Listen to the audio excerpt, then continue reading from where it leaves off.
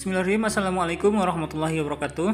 Waalaikumsalam warahmatullahi wabarakatuh. Alhamdulillah, pada kesempatan kali ini saya akan melakukan wawancara bersama narasumber yaitu Ibu Riri Septian Dwi Utami SPD GR. Beliau merupakan salah satu guru di SDN Bina Karya Kecamatan Rongga. Terima kasih Ibu Riri atas waktu dan kesempatannya. Kita akan berbincang-bincang nih pada hari ini. Kita langsung saja ya. Yang pertama, ini ada identifikasi masalah yang telah saya temukan. Menurut Ibu, seberapa penting guru dalam mengupdate kompetensi pedagogiknya, Bu? Ya, seperti yang sudah kita ketahui ya, kompetensi yang wajib dimiliki oleh seorang guru itu kan ada 4. Di antaranya adalah kompetensi pedagogis. Nah, kalau pertanyaannya ditanya seberapa penting untuk mengupdate, artinya kan dari zaman ke zaman, dari waktu ke waktu, zaman terus berubah, situasi berubah. Seperti sekarang kita memasuki era digital. Ya, jadi mau tidak mau seorang guru itu harus terus memperbaharui kemampuannya dalam bidang pedagogis. Guna apa? Guna untuk membuat pembelajaran menjadi lebih efektif dan efisien, dengan guna untuk membuat pembelajaran tepat guna pendekatannya begitu, atau model-model pembelajaran yang digunakan juga harus sesuai dengan keadaan yang dialami pada masa sekarang. Maka dari itu update mengenai pedagogis itu harus terus-menerus dilakukan, apalagi di era digital seperti ini. Terima kasih jawabannya, sangat luar biasa ya. Memang penting sekali dalam mengupdate ilmu itu ya, apalagi seorang guru dalam mengupdate kompetensi pedagogik. Nah, pertanyaan selanjutnya nih Bu, menurut Ibu bagaimana cara kita meningkatkan kemampuan siswa dalam literasi dan numerasi ini Bu? Pada saat ini kan ada literasi dan numerasi. Kalau berbicara mengenai literasi dan numerasi kan memang kenapa sekarang gencar belajarkan mengenai literasi dan numerasi ini kan karena Indonesia itu masih termasuk negara yang presentasinya rendah gitu di PISA, karena minat bacanya siswanya rendah, apalagi tingkat keterbacaannya dalam numerasi, dalam angka, dalam pemecahan masalah itu juga masih rendah. Jadi kalau ditanya seberapa penting, betul pertanyaannya seberapa penting ya? Cara meningkatkan kemampuannya ya tentu saja dalam pembelajarannya. Pasti berhubungan dengan gurunya ya Bu? Ya, selain gurunya juga yang tadi balik lagi ke tadi harus mengupdate pengetahuannya juga dalam kemampuan pedagogisnya, cara mengajarnya itu bagaimana nih ke siswa yang membuat pembelajaran itu menjadi arahnya ke dalam pembelajaran yang berorientasi kepada higher order thinking skill begitu. Jangan sampai guru mengajar hanya transfer ilmu saja, tetapi di dalamnya harus membuat siswa mengembangkan yang 4C itu kan, kecakapan pada abad ke-21, creative thinkingnya siswa itu muncul tidak, atau collaborationnya dalam pembelajaran ada atau tidak. Ya seperti itu ya, yang 4C itu bagaimana bisa tercermin gitu di dalam pembelajaran sehari-hari. Jadi gitu. Memang untuk meningkatkan kemampuan siswa itu adalah bagaimana juga kemampuan gurunya ya, nah jadi sebelum kita berbicara tentang bagaimana siswanya, kita harus berpikir dulu gurunya apakah sudah mampu atau belum gitu. Tidak mungkin siswa terbentuk tetapi gurunya tidak mau mengikuti perkembangan zaman. Ada pembiasaan juga ya Bu ya? Ada. Iya, tentu saja. Biasanya kan 15 menit sebelum pembelajaran kan biasa literasi membaca gitu kan, literasi bahasa. Nah, kalau misalnya numerasi itu kan bisa juga dalam kegiatan pembelajarannya bisa. Sangat jelas sekali penjelasannya Bu. Kita lanjut saja Bu atau kita istirahat dulu? Lanjut aja lah. Oke, terima kasih ya Bu. Menurut Ibu, bagaimana cara pengondisian siswa yang berkebutuhan khusus di sebuah sekolah reguler gitu? Ya, di setiap tidak di semua sekolah ya, Baik. tapi beberapa sekolah. Assalamualaikum warahmatullahi wabarakatuh. Kadang kala Pada kesempatan hari ini sekolahnya saya menerima akan mewawancarai siswa yang teman berkebutuhan sejawat khusus saya yang untuk merupakan bersekolah. sama-sama guru. Di situ Coba potong ya. meskipun Assalamualaikum warahmatullahi wabarakatuh.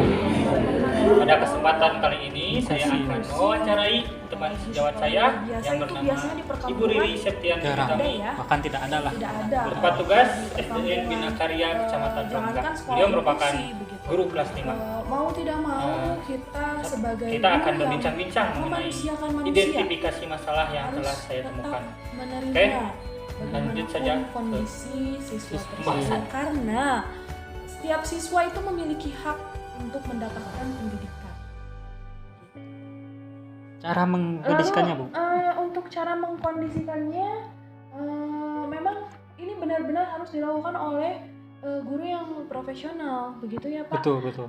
Karena salah-salah nanti ketika biasanya contoh kasus ada siswa yang kadang emosinya tidak stabil begitu ya, karena dibully temannya, biasanya ada bisa sampai apa?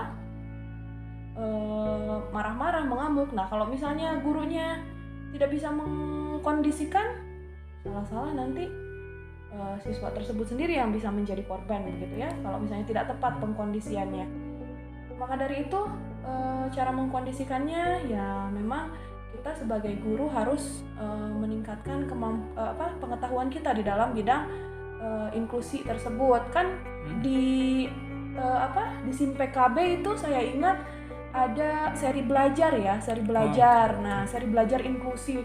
Kita sebagai guru pastilah punya akun tersebut ya, akun SIM PKB. Cobalah diupdate gitu. Bagaimana cara menghadapi siswa yang model A, model B gitu kan. Karena jangankan anak berkebutuhan khusus, anak normal saja dalam satu kelas itu tipe belajarnya beda-beda. Kebutuhannya beda-beda. Bagaimana kita sebagai guru harus memenuhi kebutuhan itu ada di dalam seri belajar itu, saya ingat sekali. Meskipun sekolah reguler gitu ya, Bu ya. Iya, jadi cara mengkondisikannya adalah kita harus tetap mengupdate pengetahuan gitu sebagai guru, bagaimana supaya bisa menyesuaikan gitu dengan kondisi siswa di lapangan. Oke, jadi memang tidak ada alasan bagi kita untuk tidak berhenti belajar ini. Ya. Ini ada pertanyaan selanjutnya. Menurut Ibu, apakah sekolah reguler boleh menerima siswa berkebutuhan khusus? Atas dasar humanistik, saya pikir tetap harus diterima. Karena balik lagi, tiap manusia kan berhak ya punya pendidikan yang layak. Dengan catatan di lingkungan tersebut tidak ada sama sekali sekolah inklusi ataupun jauh sekali jangkauannya dari SLB, yang ada hanya sekolah reguler, tetapi anak tersebut ingin bersekolah, maka tetap harus diberikan haknya untuk mendapatkan pendidikan. Itu kalau menurut saya. Karena memang di kecamatan kita belum ada ya, Bu, belum ada sekolah inklusi. Sejauh yang saya tahu belum ada. Oke, kita lanjutkan ke pertanyaan selanjutnya, Bu. Menurut Ibu, apakah penting kolaborasi guru dan orang tua siswa dalam mendidik? Tentu saja sangat penting. Kadang saya menemui beberapa kondisi di mana orang tua selalu bilang, mangga nitip murang kali abdi. Ya gitu, jadi menitik beratkan bahwa seolah lepas tanggung jawab gitu. Seolah-olah hal yang berkaitan dengan pendidikan itu hanya tanggung jawab gurunya gitu. Iya betul.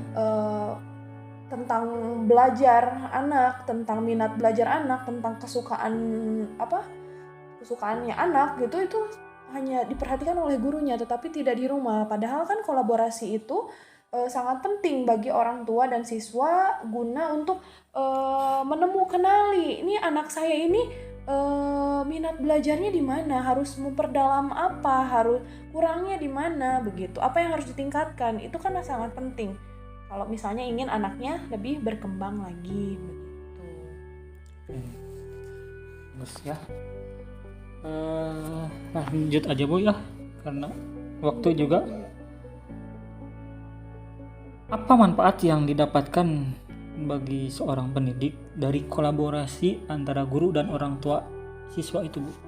Manfaatnya? Tentu saja banyak manfaatnya, karena kalau misalnya siswa tersebut diperhatikan begitu di rumahnya, maka ketika datang di sekolah dia punya pengalaman gitu untuk dibawa ke sekolah, sehingga dalam contoh kasus misalnya saya pernah ya Pak mengajar di kelas rendah. Saya pernah mengajar di kelas rendah di mana di sekolah kita mengajarkan anak, notabene kan kalau misalnya di kampung begini mereka tidak mengenyam pendidikan PAUD atau RA atau TK dulu gitu, tapi langsung SD. Baca dan tulisnya itu masih bisa dikatakan nol gitu. Ketika di review hanya di sekolah tetapi di rumahnya tidak diajarkan oleh orang tuanya, akhirnya kan tidak semua materi bisa tersampaikan dengan baik begitu. Sama juga di kelas tinggi juga, kadang beberapa siswa kan ada yang orang tuanya mana tahu anaknya belum hafal perkalian begitu. Orang tuanya mana tahu anaknya tidak bisa mengerjakan soal, tidak bisa mengerti begitu kan. Itu bisa menghambat juga ke pembelajaran di sekolah. Oke, betul ya Bu ya. Jadi memang kolaborasi sangat penting ya Bu ya, antara guru dan orang tua itu. Oke Bu, lanjut ke pertanyaan selanjutnya. Menurut Ibu, mengapa model pembelajaran berbasis masalah sesuai dengan konteks kurikulum 2013? Baik, mengenai pembelajaran berbasis masalah ya, untuk konteks model-model yang ada di dalam pembelajaran di kurikulum 2013, saya rasa PBL merupakan salah satu yang direkomendasikan gitu ya untuk pembelajaran kurikulas ini. Bisa juga kan yang lainnya juga banyak ya, kayak PJBL, Discovery, Inquiry, itu juga merupakan model-model pembelajaran yang biasa digunakan gitu di kurikulum ini. Kalau PBL itu sendiri kaitannya dengan kompetensi yang harus dimiliki oleh siswa. Kenapa harus melalui PBL gitu? Karena melalui PBL itu siswa dapat berpikir kritis gitu dalam disajikan suatu kasus gitu kan dalam PBL. Dalam pembelajaran itu kan diminta untuk berpikir kritis. Nah dari situ kan kaitannya bisa ke banyak hal, selain memecahkan masalah, berpikir tingkat tinggi di sana ada. Jadi PBL itu dapat mengembangkan kompetensi-kompetensi yang harus dimiliki gitu. Assalamualaikum warahmatullahi wabarakatuh. Di era abad ke-21. Pada kesempatan hari ini model ini akan mewawancarai, harus ya Bu, penting untuk diterapkan. Kalau harus sih enggak Pak, karena kan pilihannya banyak gitu. Tapi salah satu yang direkomendasikan.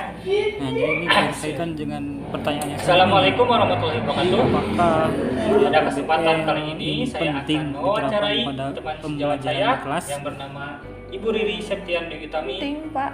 Jadi tempat tugas SDN Bina Karya Kecamatan Rongga. Misalnya dalam Beliau satu merupakan semester ini guru kelas 5. Itu kan bisa digunakan secara bergantian model-model kita akan pembelajaran berbincang-bincang mengenai itu ya. Identifikasi masalah yang telah salah saya satunya temukan. bisa digunakan Lanjut saja. Kebanyakan ya PBL ini Pembahasan. digunakan dalam pembelajaran eksak ya, matematika, IPA, IPS juga bisa pembelajaran berbasis masalah ini. Pertanyaan selanjutnya, apakah hubungannya HOTS order thinking skill dengan konteks pembelajaran abad 21? Wah, itu kan memang sangat berkaitan begitu ya antara HOTS dengan pembelajaran abad ke-21 itu. Contohnya saja dalam mulai kita kan sebagai guru sebelum mengajar itu kan mempersiapkan rancangan pembelajaran terlebih dahulu. Dari situ juga kan sudah mulai dirancang, mulai dari indikatornya, dari dari tujuan pembelajarannya yang mengarah pada mengarah pada berpikir tingkat tinggi begitu Pak. Dalam sintaksnya juga kan selalu melibatkan bagian creative thinking, melibatkan kolaborasi begitu. Kan itu merupakan kecakapan di abad ke-21. Otomatis dengan pembelajaran abad ke-21 itu pasti merangsang untuk pola berpikir tingkat tinggi. Benar sekali. Nah, pertanyaan selanjutnya, bagaimanakah cara menumbuhkan keterampilan HOTS pada diri siswa? Jadi ada permasalahan yang ternyata belum terbiasa gitu dengan keterampilan berpikir tingkat tinggi ini. Jadi bagaimana cara menumbuhkannya dalam diri siswa? Ya dibelajarkan, guru harus dibiasakan merancang pembelajaran itu harus yang level kognitifnya dari minimal C3 lah atau C4, C5, atau kalau memungkinkan misalnya siswa diminta kalau misalnya di kelas 5 nih diminta untuk mendesain, diminta untuk mengevaluasi, itu kan level kognitifnya udah C6 ya di situ. Nah, artinya untuk tadi pertanyaannya menumbuhkan keterampilan itu ya harus dibiasakan. Mulai dari gurunya betul. Merancang pembelajaran yang jangan sampai cuman menyebutkan begitu. Jangan sampai cuman istilahnya membedakan begitu. Kalau membedakan mengingat begitu ya. Itu kan level kognitifnya dibuat lebih menantang lagi gitu. Setuju sekali, Bu. Nah, pertanyaan selanjutnya nih, mengapa TIK, Teknologi Informasi Komunikasi, penting di dalam pembelajaran? TIK, karena kan yang kita hadapi ini generasinya generasi apa, begitu ya? Yang kita hadapi ini adalah generasi yang bukan sama dengan generasi kita pada saat SD, begitu ya. Sekarang itu serba digital, serba harus menggunakan, mereka akan lebih cepat gitu menangkap sesuatu yang berkaitan dengan teknologi. Maka dari itu penggunaan TIK kalau memang sarana dan prasarananya tersedia, sebaiknya selalu digunakan dalam setiap pembelajaran gitu. Tapi hanya jika sarana dan prasarana dan kondisi lingkungan menyediakan kemudahan seperti itu. Karena zaman sekarang tidak akan terlepas ya, Bu ya. Termasuk pendidikan. Beda zamannya gitu. Anak-anak sekarang kan berbeda dengan kaum milenial gitu. Anak sekarang itu kan udah generasi apa? Jadi ini ada nyambungnya nih ke pertanyaan selanjutnya nih. Manfaat TIK gitu, Bu. Jadi apakah manfaat TIK dalam proses pembelajaran? Pasti banyak manfaatnya kan ya? Ya, manfaatnya tentu saja dapat lebih memotivasi siswa dalam belajar ya, karena kan mereka belajar sesuai dengan tuntutan zamannya. Zaman yang mereka hadapi kan ke depannya akan lebih digital dari sekarang begitu. Akan menuntut pekerjaan, bisa jadi kan kedepannya pekerjaan menggunakan artificial intelligence gitu kan, menuntut digital terus yang harus digunakan dalam setiap aspek kehidupan. Maka dari itu jika tidak dikenalkan dari SD, meskipun kita di perkampungan gitu ya, jika tidak dikenalkan dari sekarang, mungkin bahayanya nanti akan mengalami culture shock ketika mereka masuk ke dunia yang lebih yang kedepannya gitu. Dikhawatirkan kalau tidak dibelajarkan dari sekarang, dibiasakan dari sekarang, maka teknologi itu sendiri kan untuk generasi Z itu sudah berdampingan begitu kehidupannya dengan kehidupan manusia.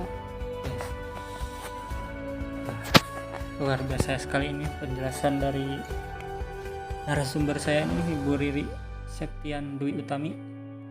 Terima kasih atas waktu dan kesempatannya, Bu. Ya, sehat selalu, sukses selalu. Amin. Sukses juga, Bu, untuk seleksi tahap akhirnya GP-nya. Amin. Ya. Demikianlah kegiatan wawancara bersama narasumber teman sejawat. Terima kasih. Wassalamualaikum warahmatullahi wabarakatuh. Warahmatullahi wabarakatuh.